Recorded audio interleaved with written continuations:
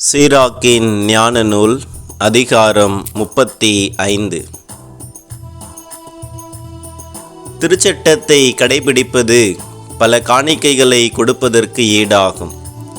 கட்டளைகளை கருத்தில் கொள்வது நல்லுறவு பலி செலுத்துவதற்கு ஒப்பாகும்.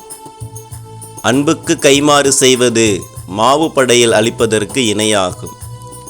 தருமம் செய்வது நன்றி பலி செலுத்துவதாகும். தீச்செயலை விட்டுவிடுதல் ஆண்டவருக்கு விருப்பமானது.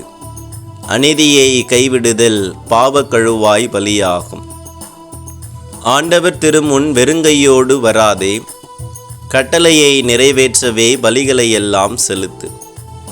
நீதிமான்கள் காணிக்கைகளை செலுத்தும்போது பலிபீடத்தில் கொழுப்பு வழிந்தோட உன்னத இறைவன் திருமுன் நறுமணம் எழுகிறது. நீதிமான்களின் பலி ஏற்றுக்கொள்ளத்தக்கது, அதன் நினைவு என்றும் நீங்காது. ஆண்டவரை தாராளமாய் மாட்சிமைப்படுத்து. உன் உழைப்பின் முதற்கனிகளை கொடுப்பதில் கணக்கு பார்க்காதே. கொடை வழங்கும் போதெல்லாம் முகமலர்ச்சியோடு கொடு. 10 பங்கை மகிழ்ச்சியோடு கடவுளுக்கு உரித்தாக்கு. உன்னத இறைவன் உனக்கு கொடுத்திருப்பதற்கு ஏற்ப நீயும் அவருக்கு கொடு. உன்னால் முடிந்த அளவுக்கு தாராளமாய் கொடு.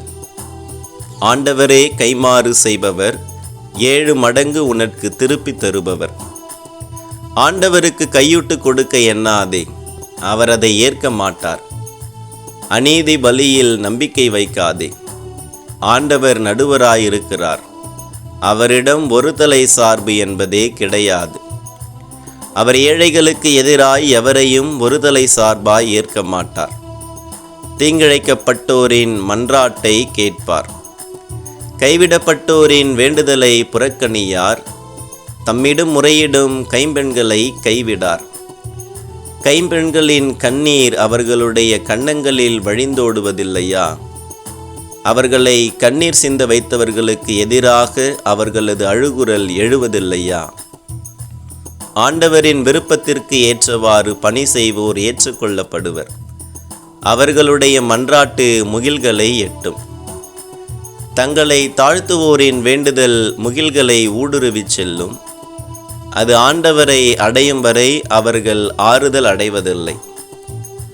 உன்னத இறைவன் சந்திக்க வரும் வரை அவர்கள் நற்பயிற்சியில் தளர்ச்சி அடைவதில்லை.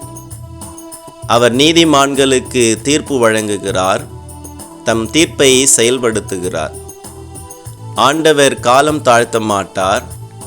இரக்கமற்றோரின் இடுப்பை அவர் முறித்து பிற இனத்தார் மீது பழித்தீர்க்கும் வரை இருமாப்பு கொண்டோரின் கூட்டத்தை அழித்து அநீதர்களின் செங்கோல்களை முறிக்கும் வரை மனிதருக்கு அவரவர் செயல்பாட்டுக்கு ஏற்ப கைமாறு செய்யும் வரை அவரவர் எண்ணத்திற்கு ஏற்ப அவர்களின் செயல்களுக்கு ஈடு செய்யும் வரை தம் மக்களின் வழக்கில் அவர் நீதி தீர்ப்பிட்டு அவர்களை தம் இரக்கத்தினால் மகிழ்விக்கும் வரை அவர்களிடம் பொறுமை காட்ட மாட்டார்.